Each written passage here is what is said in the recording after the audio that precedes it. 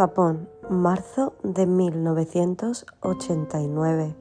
La policía interrogó a dos adolescentes por ser sospechosos de la violación en grupo de una joven de 19 años secuestrada en diciembre.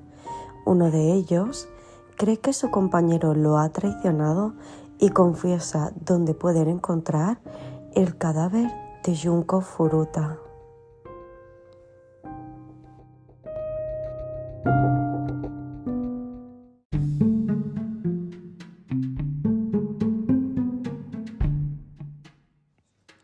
Muy buenas, curiosos. Bienvenidos a vuestro podcast El Baúl de mis gatos, donde todas las semanas hablaremos, opinaremos y nos sumergiremos en leyendas urbanas, crímenes reales e historias que nos ponen los pelos de punta. Hoy, en vez de centrarnos en el criminal, hablaremos de la víctima, concretamente de Junko Furuta, que tenía 17 años cuando fue secuestrada y torturada durante 44 días por 4 compañeros del instituto, hasta que su cuerpo no resistió más y murió. Se considera el peor caso de delincuencia juvenil en el Japón de la posguerra y allí el caso se conoce como caso del asesinato de la estudiante en cemento. Así que sin más, vamos a por ello.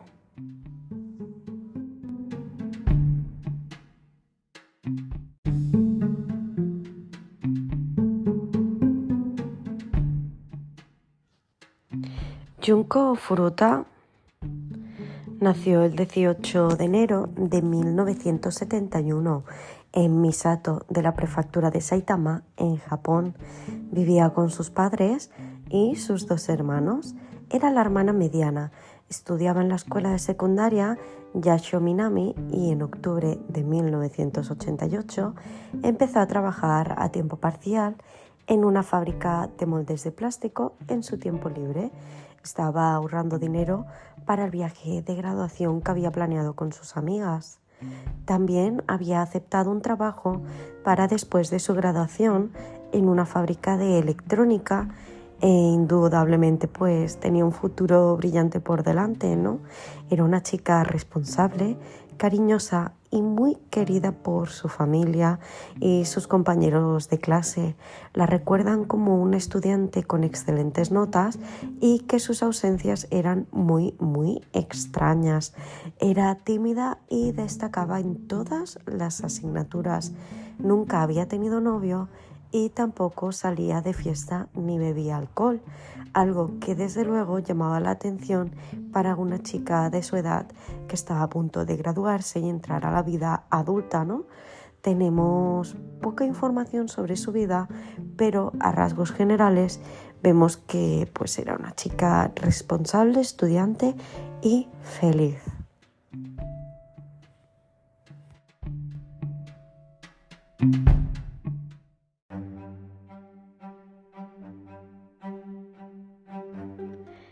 El 25 de noviembre de 1988, Junko no llegó a casa y sus padres, preocupados, llamaron a la policía para denunciar su desaparición. Era la primera vez que sucedía esto y saltaron todas las alarmas, como sería normal si cualquiera de nosotros pasara esto, ¿no? Pero el día 27 recibieron una llamada de Junko y les dijo que se había escapado de casa, que estaba con un amigo y que detuvieran la investigación policial porque estaba a salvo. Esa llamada fue muy extraña y sus padres no sabían qué creer, pero estaban seguros de que era su hija, así que llamaron de nuevo a la policía y retiraron la denuncia. Supuestamente no había desaparición ni ningún delito. Esa misma tarde, Hiroshi Miyano, de 18 años, que estaba obsesionado con Junko, llevaba toda la tarde con su amigo Shinichi Minato, llamado por la prensa Nobuharu Minato, por el tema de la protección de identidad.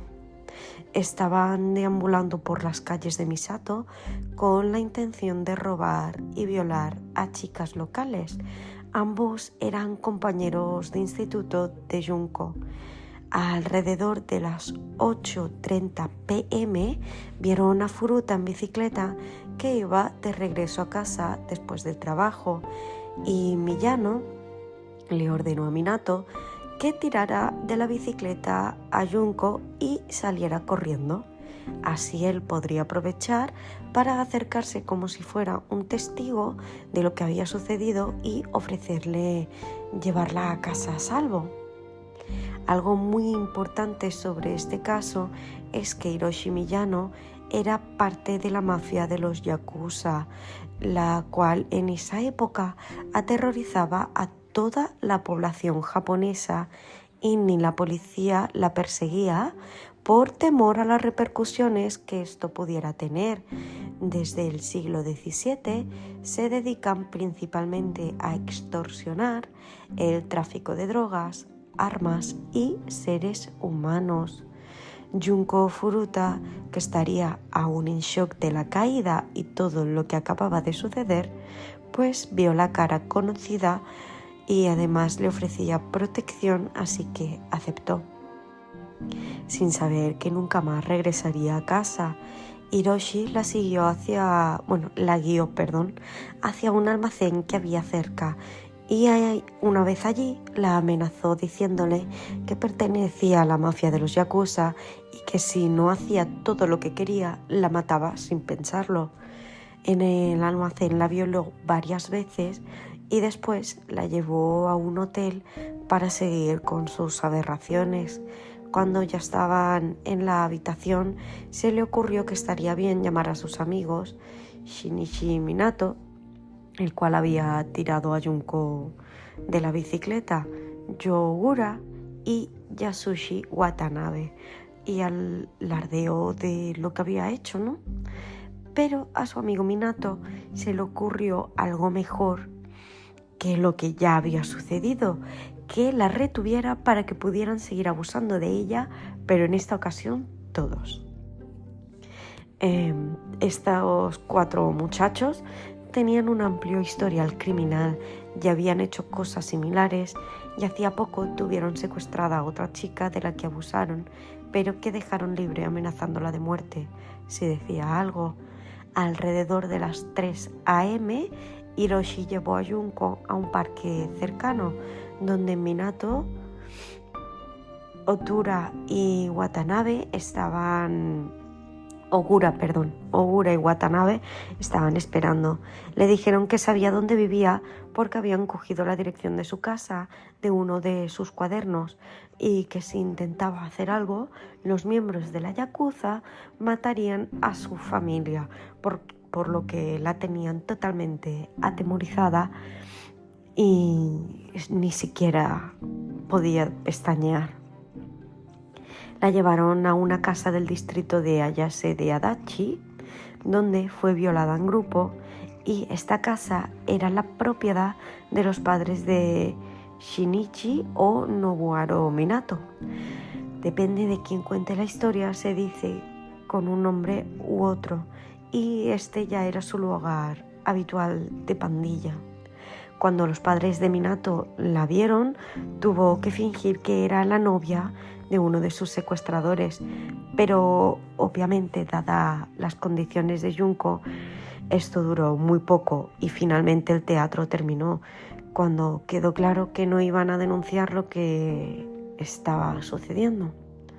Más adelante, los Minato declararon que no intervinieron por miedo, ya que eran conscientes de la conexión de Hiroshi Miyano con los yakuza y temían que tomara represalias, añadiendo el hecho de que su propio hijo cada día era más y más violento hacia ellos. El hermano de Minato también era consciente de la situación, pero sucedió exactamente lo mismo. El temor le impidió hablar. Junko Furuta estuvo cautiva 44 días en la residencia de Minato, donde todos los días era violada y torturada física y psicológicamente. Llegaron incluso a invitar a otros miembros de los Yakuza para que torturaran y violaran a Furuta. Más tarde se dijo que más de 100 hombres habían sido partícipes de estos hechos. Los 4 jóvenes declararon en el juicio que todos habían violado y torturado a Junko, introduciéndole barras de hierro por la vagina, obligándole a beber su propia orina, la alimentaban con cucarachas y le introducían artefactos pirotécnicos por el recto para después encenderlos. La obligaban a masturbarse delante de ellos y a bailar y a cantar canciones mientras le daban palizas. También le amputaron un pezón con unos alicates y le perforaron los senos con agujas de coser. La ataban y le tiraban pesas en el estómago y también la quemaban con cigarrillos y mecheros. Tales fueron las declaraciones que uno de ellos dijo que le llevaba más de 1 hora arrastrarse escalera abajo para ir al baño. Cuando se desmayaba por las brutales agresiones que recibía, le metían la cabeza en un cubo de agua fría para que se despertara y poder continuar con la tortura. Cuando encontraron su cuerpo, tenía dentro del recto botellas de Oronamice, que es una bebida energética de Japón, y tras la autopsia se descubrió que estaba embarazada a pesar de que su útero estaba prácticamente destrozado. Algunos de los cómplices fueron identificados por los rastros de ADN encontrados en el cuerpo de Junko, incluidos a Tetsuo Nakamura y Koichi Inara, que fueron acusados de violación. Inara declaró que fue obligado a violarla y cuando llegó a su casa se lo dijo a su hermano. Este se lo contó a sus padres, que llamaron a la policía, pero cuando 2 agentes fueron a la residencia de los Minato, se les informó de que no había nadie dentro. Los oficiales se rehusaron a revisar el domicilio porque les invitaron a hacerlo y consideraron que era prueba suficiente de que allí no ocurría nada. Ambos oficiales posteriormente fueron repudiados por toda la comunidad y si tan solo hubieran entrado habrían podido salvar a Furuta y su cautiverio habría durado solo 16 días. A principios de diciembre, Junko llamó a la policía, pero Miyano la cogió infraganti y colgó antes de que pudiera decir nada. Cuando la policía llamó de nuevo al domicilio, Miyano simplemente dijo que se trataba de un error y que disculparan que hubiera sucedido esto. Como castigo por eso, le rociaron las piernas y los pies con líquido de encendedores y le prendieron fuego. También le introdujeron una botella de considerable tamaño por el recto, lo que le causó un sangrado severo y convulsiones, según los informes. Durante el juicio declararon que pensaron que era un ataque epiléptico, por lo que le prendieron fuego otra vez. Lo más lógico, ¿no? Por desgracia, Junko sobrevivió a este ataque y continuó siendo violada y torturada en repetidas ocasiones. Ella rogó que la mataran y acabaran con todo eso, pero ellos se negaron. Sin embargo, la obligaron a dormir en el balcón en pleno invierno y la encerraron varias horas en un congelador. Debido a todas las torturas que recibía, perdió completamente el control de sus esfínteres y fue golpeada brutalmente por ensuciar las alfombras. Tampoco podía beber agua o comer, ya que vomitaba todo lo que ingería, por lo que recibió más palizas. Todo esto cambió totalmente su apariencia.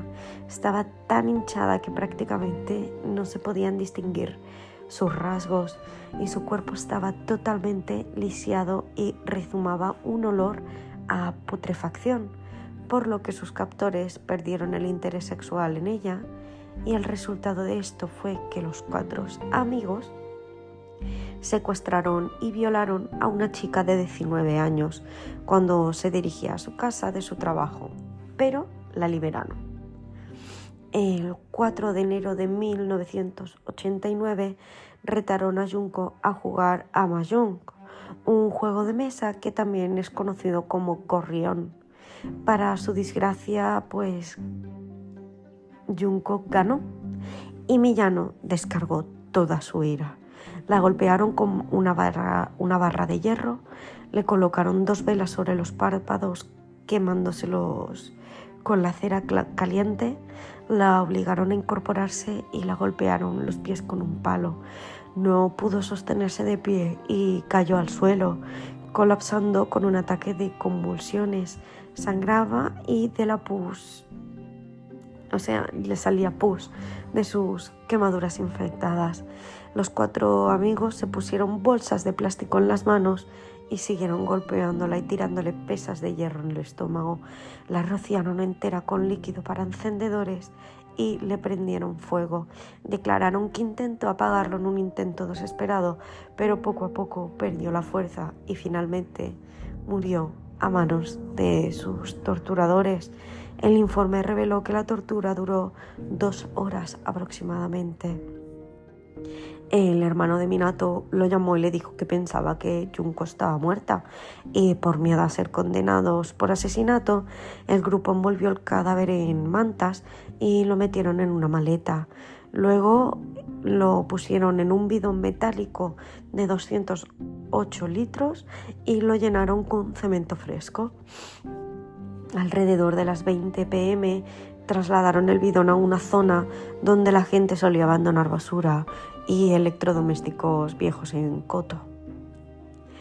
El 23 de enero de 1989, Hiroshi Miyano y Yo Ogura fueron arrestados por la violación de la chica de 19 años que el pasado mes de diciembre habían violado.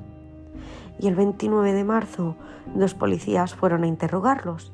En sus domicilios habían encontrado ropa interior femenina. Durante el interrogatorio, uno de los policías le hizo creer a Miyano que sabían que había asesinado a alguien y este pensó que su amigo Yo Ogura había confesado el crimen de Furuta, así que sin más les dijo dónde encontrar el cuerpo.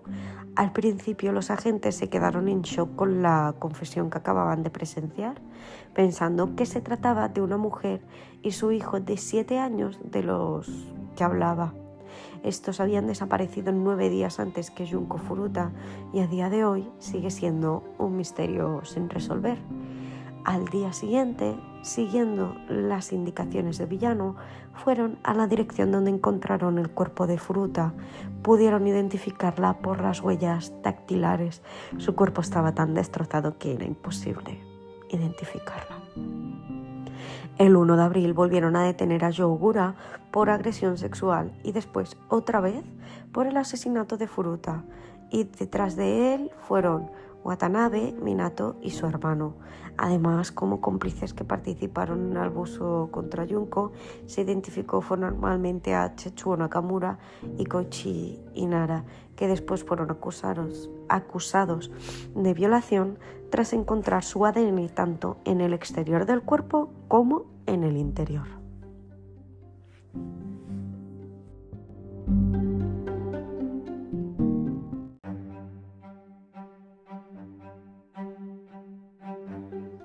La prensa se enfocó en la vida de Furuta y volvió a remarcar que la legislación japonesa contra los delincuentes menores es de risa. El caso fue cubierto incluso en los medios internacionales y se han hecho películas, cómics y documentales, pero sin duda la versión que más se ciña a la realidad es un documental que se hizo tras la primera sentencia en 1989, pero solo se puede encontrar en japonés. En el documental podemos ver el funeral de Junko y sus compañeras se despidieron de ella diciendo «Bienvenida a casa, Jun-chan», que era como la llamaban. Una de las notas conmemorativas escrita por una de sus amigas decía lo siguiente: «Jun-chan, bienvenida de nuevo. Nunca he soñado que te volveríamos a ver de esta manera. Debes haber sentido tanto dolor, tanto sufrimiento. El happy, no sé cómo se pronuncia bien, que todos hicimos para el festival escolar te quedaba muy bien. Nunca te olvidaremos. He oído que el director te ha presentado un certificado de graduación. Eso significa que nos graduamos juntos. Todos nosotros. Jun-chan, no hay más dolor, no hay más sufrimiento. Por favor, descansa en paz. El happy, es que no sé cómo se pronuncia, es una vestimenta tradicional japonesa parecida a un abrigo. Tiene las mangas rectas y normalmente es de algodón y de color añil o marrón. También suele llevar algún distintivo en la espalda y se usa en los festivales.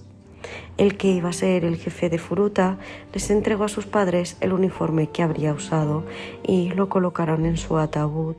En la graduación el director les entregó a sus padres el diploma de educación secundaria. El lugar donde se encontró el cuerpo ahora es el parque Wakatsu y su tumba fue vandalizada varias veces, así que decidieron trasladar el cuerpo a Norteamérica y fue enterrada en el cementerio Paraíso Norte en Houston, Texas. Después de este pequeño Kit Kat, para bajar pues un poquito la tensión, seguimos con la sentencia y el juicio que recibieron los 4 asesinos. A pesar de la brutalidad de sus crímenes, se decidió que la identidad sería ocultada por la Corte Penal, ya que todos eran menores en el momento del crimen. La revista Shukan Bunshun reveló los nombres diciendo: dada la gravedad del delito, no merecen que se respete el derecho al anonimato. Los 4 se declararon culpables de lo siguiente: cometer lesiones corporales que resultaron en la muerte, en vez de asesinato. O sea, cosa que indigna un poco, la verdad. Cuando yo leí el caso y vi esto, pues sentí mucha rabia, ¿no?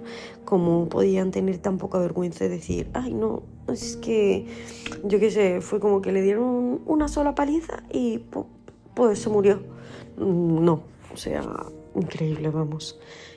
En julio de 1990, un tribunal de primera instancia condenó a Hiroshi Miyano a 17 años de prisión. Como era de esperar, apeló su sentencia y un juez del Tribunal Superior de Tokio, Ryuji Yanase, lo sentenció a 3 años más de prisión. Por poca vergüenza, vamos. La sentencia de 2 décadas es la más alta antes de la cadena perpetua en Japón. Según los informes, la madre de Miyano vendió la casa familiar y les envió a los padres de Junko Furuta 50 millones de yenes, que equivale a 402.509 euros o $425.000. A Miyano se le negó la libertad condicional en 2004 y en enero de 2013, que ya había salido, fue detenido otra vez por fraude. Pero como no tenían suficiente evidencia, lo liberaron sin cargos. Nobuharu Minato primero fue sentenciado de 4 a 6 años, pero se le ocurrió seguir los pasos de Miyano y apeló la sentencia, así que el juez Ryuji Yanase subió la condena de 5 a 9 años. Tanto sus padres como su hermano no fueron sentenciados, pero los padres de Junko interpusieron una demanda civil contra los padres de Minato. Su casa había sido donde se cometieron los crímenes y la ganaron.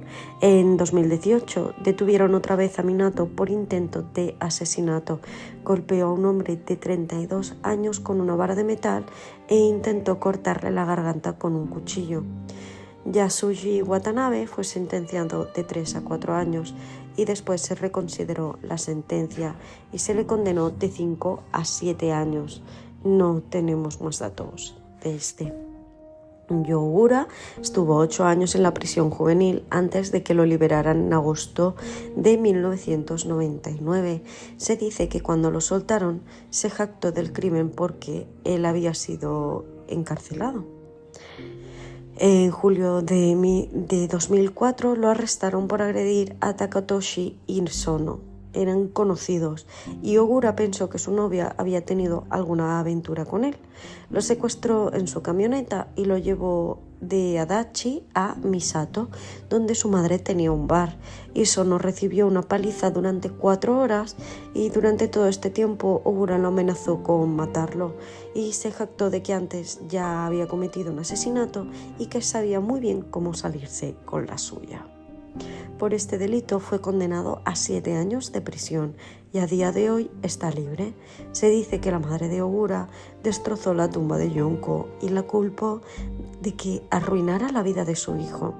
También se sabe que Ogura se ha gastado todos los ahorros de su padre comprando artículos de lujo y que ese dinero estaba destinado a ser restituido a la familia de Furuta. Las sentencias que se les impuso fueron demasiado leves. Los crímenes que se cometieron eran atrocidades como para considerarse siquiera la sentencia que pagaron los 4 menores, pero estaban protegidos por la ley japonesa para criminales de 18 años o menos. Durante la sentencia, el juez dijo que se había infligido violencia excepcionalmente grave y atroz y que Junko Furuta había sido asesinada tan brutalmente a la temprana edad de 17 años. Uno de los espectadores en el juicio se desmayó al escuchar los detalles de las brutales violaciones y torturas y la madre de Furuta sufrió un colapso mental por el que recibió tratamiento psiquiátrico.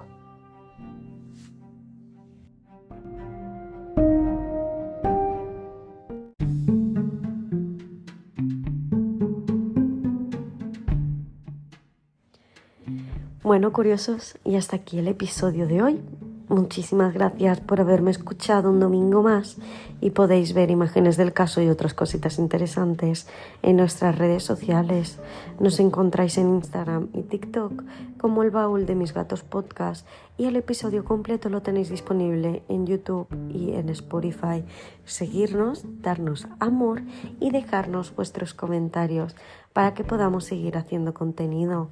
Y nos vemos la semana que viene en un caso más.